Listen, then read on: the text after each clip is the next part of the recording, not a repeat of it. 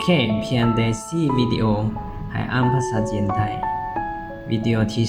2สระยวนหมู่สระเดียวเนาะ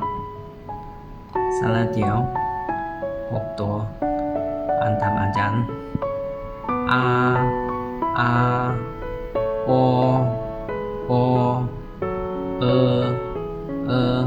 สระเดียวอ่านตามอาจารย์เด้อสระเดียวเนาะอาโอ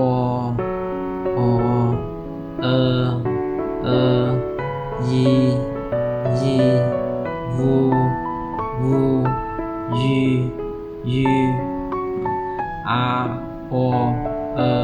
ยีวูยูโอเคสระเดียวตัว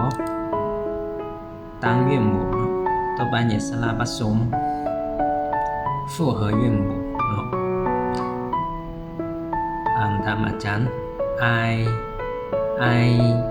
A we ao o you ye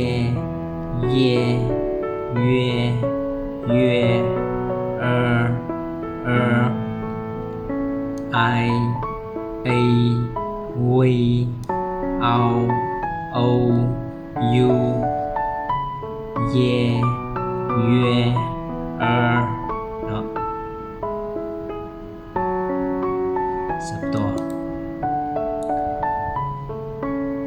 อัง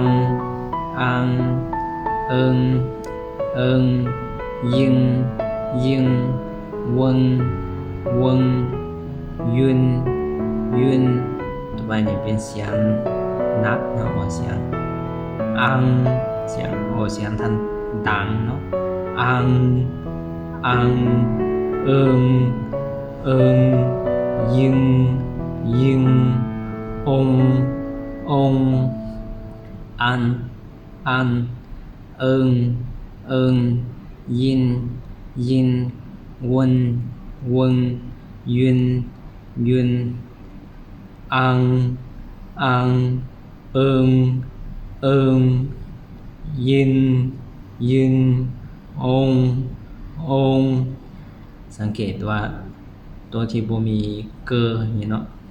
บ่มีเกอนี่เสียงจะบ่คือกันเนาะตัวมีเกอนี่เสียงออกมาทันดังหลายกว่าเนาะให้สังเกตอย่างนี้โอเคสำหรับสระแม่หมดเท่านี้เนาะภาคที่2วิดีโอที่2หมดเท่านี้谢谢ขอบใจ好好学习拜拜